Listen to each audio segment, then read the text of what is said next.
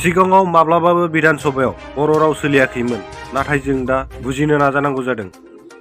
যে আগতে কেতিয়াও বিধানসভাত বড়ো ভাষা চলা নাছিল, যে এইবাৰ আমি বিধানসভাত বড়ো ভাষাও আমি বুজিবলৈ চেষ্টা কৰিম। बर' हारिखौ नागारना असमिया हारिया माब्लाबाबो आबुं जाया।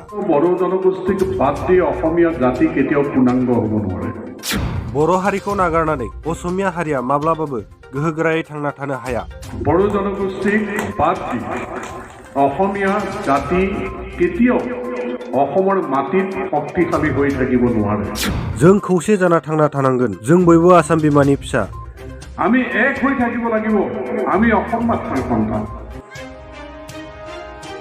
মঞ্চত উপবিষ্ট বিশিষ্ট সমাজকৰ্মী অৰুণ ভূঞা ডাঙৰীয়া, কৃষ্ণ কোচ ডাঙৰীয়া, সন্মানীয় পঞ্চায়তৰ প্ৰতিনিধি আৰু মোৰ লগতে অহা আমাৰ উত্তৰ চিৰাবন্দা গাঁও পঞ্চায়তৰ সভাপতি, লগতে বাৰচৰীয়া ভাওনা মহোৎসৱ সমিতিৰ সাধাৰণ সম্পাদক জয়ন্ত বৰা ডাঙৰীয়া, মঞ্চত উপবিষ্ট বড়ো সাহিত্য সভাৰ সন্মানীয় বিষয়ববীয়া প্ৰতিনিধি আৰু FRC কমিটিৰ শোণিতপুৰ জিলা সমিতিৰ সভাপতি ডাঙৰীয়াকে ধৰি ইয়াত উপস্থিত থকা সন্মানীয় বিষয়ববীয়াসকল, আমাৰ সন্মুখত থকা মোৰ অতিকৈ শ্ৰদ্ধাৰ ৰাইজ, আই মাতৃ যুৱক যুৱতী সকলোকে মই সশ্ৰদ্ধ প্ৰণাম যাচিছোঁ।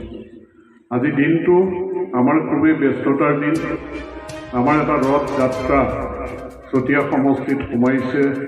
তাত উপস্থিত হৈ আমি CDPOৰ ভিজিলেন্স কমিটিৰ মিটিং আৰু গাঁওবুঢ়া এপইণ্টমেণ্টৰ তেওঁলোকক নিযুক্তি পত্ৰ প্ৰদান আৰু আপোনালোকৰ ইয়াৰ পৰা মই যাবগৈ লাগিব ঢেকীয়াজুলি, যিখন বিৰছা মুণ্ডা তেখেতৰ স্মৃতিত আনডিভাইডেড শোণিতপুৰ ডিষ্ট্ৰিক্টৰ ঢেকীয়াজুলিত সভা।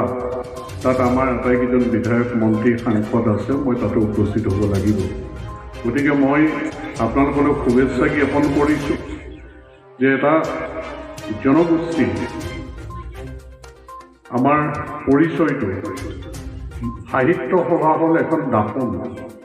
এই জনগোষ্ঠী কিমান আগবঢ়া, কিমান তেওঁলোকৰ ঐতিহ্য, পৰম্পৰা, তেওঁলোকৰ সভ্যতা, সংস্কৃতিৰ প্ৰতিফলন হয় সাহিত্য সভাৰ জৰিয়তে।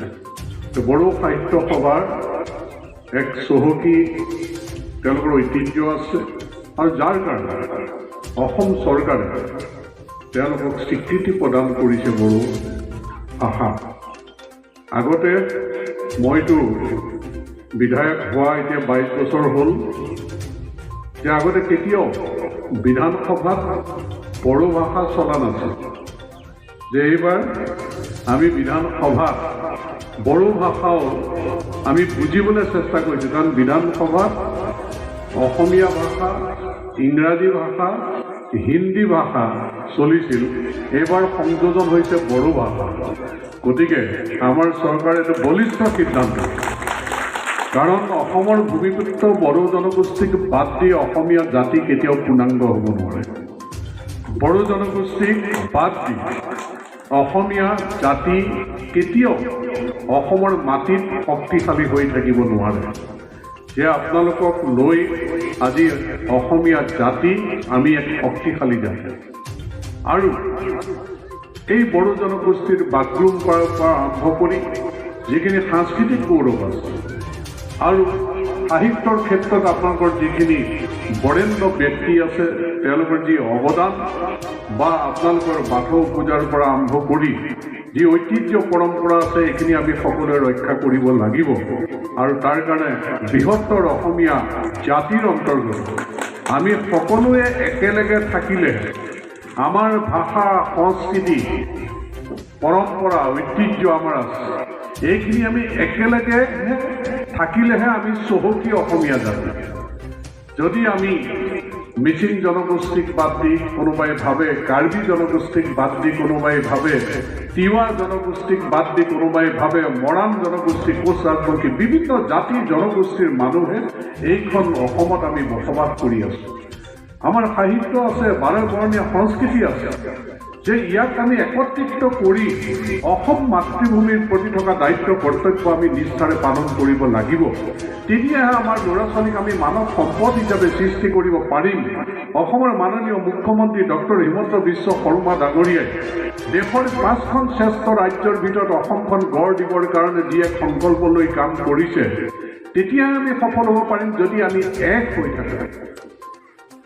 আমি অনৈক্যই আমাক কেতিয়াও শক্তিশালী নকৰে। আমি এক হৈ থাকিব লাগিব। আমি অসম মাতৃৰ সন্তান। আমি নিজৰ ভিতৰত সন্দেহ অবিশ্বাস দূৰ কৰি আস্থাৰ অসম গঢ়িব লাগিব। তাৰ কাৰণে একেলগে কাম কৰোঁ আহক।